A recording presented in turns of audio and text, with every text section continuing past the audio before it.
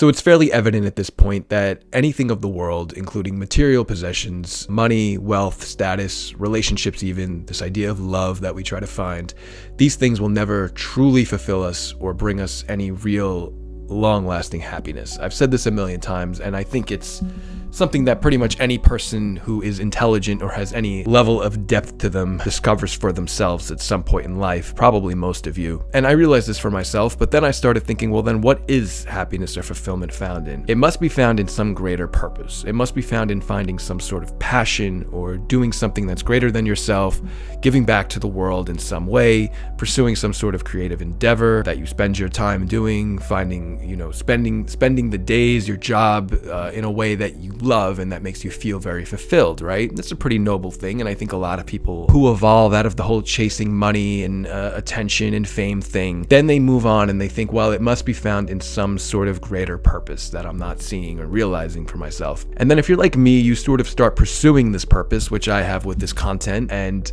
you come to realize eventually after you've been doing this for a while that even this stuff isn't it. It actually can't be found in this kind of thing either. It can't be found in your passion or your purpose, because it's still, your ability to be happy is still contingent on something else. For example, if I don't create these videos or create any content for a couple of weeks, what now all of a sudden I'm no longer happy?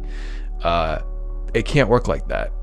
You have to understand that your happiness, the true happiness that we're all seeking in life, to fill that void or that emptiness, can never be found in anything outside of you in any way, shape, or form whatsoever.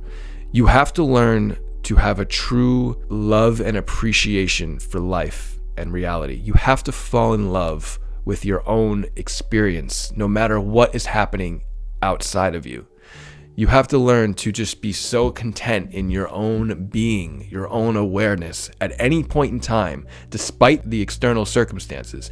You have to learn to completely embrace that no matter what. This is ultimately what true happiness is. This is what's going to fix your self-esteem issues, your social anxiety issues. The reason you have something like social anxiety is because it's contingent on approval of what other people think of you. The reason you have low self-esteem or insecurities is because all of these things are contingent on how you are perceived by other people. But when you become so comfortable in your own being, without needing anything, without it having to be conditional at all, you'll come to find that this is ultimately how that void is filled, how that thing that we're all seeking, that every human is sort of running around trying to figure out. We're trying to find the meaning to life. We're trying to find what our purpose is. It's actually found in just existing. You see, all external circumstances, whether it's something really noble like running a business or living like a Mother Teresa kind of life, or even more superficial things like money or status or fame or whatever, all of those things are constantly changing no matter what.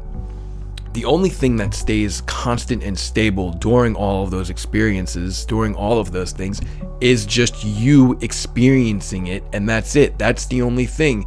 Not what your thoughts think about it, not how you feel about it, just the fact that you experienced it and your consciousness went through the experience of whatever it was. The actual nature of the event or the thing doesn't really matter. They're constantly fluctuating. They're coming and going. Everything in our life is constantly coming and going. The only thing that stays the same is the fact that we were there to observe and be aware of it. And that is our true nature. That is truly where we find this thing called happiness that we're all searching for. And I don't even like using the word happiness. It's just the best way I can describe it in language. But it's more of just like the ability to be content, I guess you could say.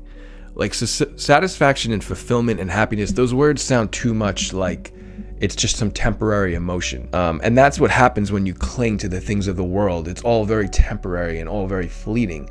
But when you learn to truly just embrace being in general, like just falling in love with the moment, no matter what is happening, that, my friends, is the ultimate truth to life. That is what we're all searching for. It's found in that. You have to get really comfortable changing your perception to love whatever you're doing, no matter what.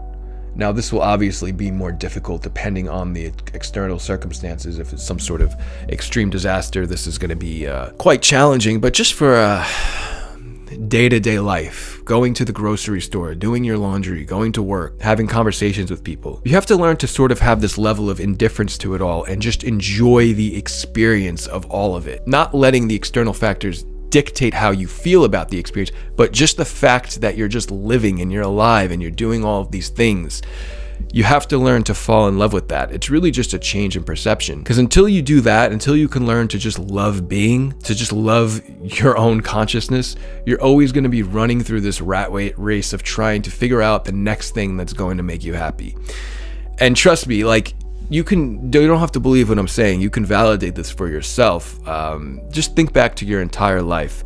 Think back to all of the things you've been through, all of the situations that you may have thought were going to be the absolute game changer for you, the things that you were relying on for your fulfillment. Think about all of the ups and downs you've been through. The only thing that was constant and had any level of stability whatsoever is your ability to just be there through it. You experiencing it is the only thing that was stable. The outside circumstances constantly fluctuated up and down. And did anything ever bring you any kind of long-lasting, permanent fulfillment or satisfaction? It might have contributed to your growth as a person, which is why I don't think you should completely abandon living a normal life. Although that is an option for a lot of people at a certain point in life. This is a lot of monks and sages and so forth have decided, like Zen Buddhism talks about this a lot. It's like, what's the point of really doing anything other than sitting in meditation all day?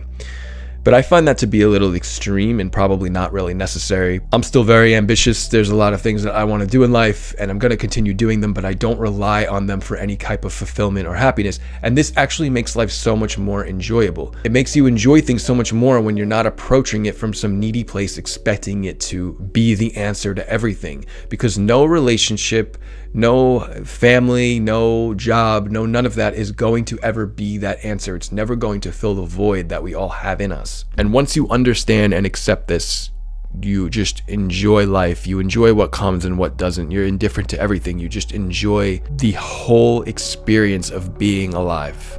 The one thing you have to do is just to learn to get comfortable being alone, like not necessarily in isolation, but just comfortable navigating through the world by yourself without relying or depending on anybody else or anything else. This is why I personally feel so called to nature and national parks. Try doing stuff like that completely alone and just learning to love the experience of it without needing anything else, without needing things to be different, without needing people there. Take a trip by yourself. Do things that you normally would never do alone because they scare you, and just face that fear head on. I'm telling you, until you can if you cannot find comfort in just embracing your own being, you're never going to find it. You're always going to be searching for it through other things and other people. You truly have to learn to live a life that is not contingent on anything else.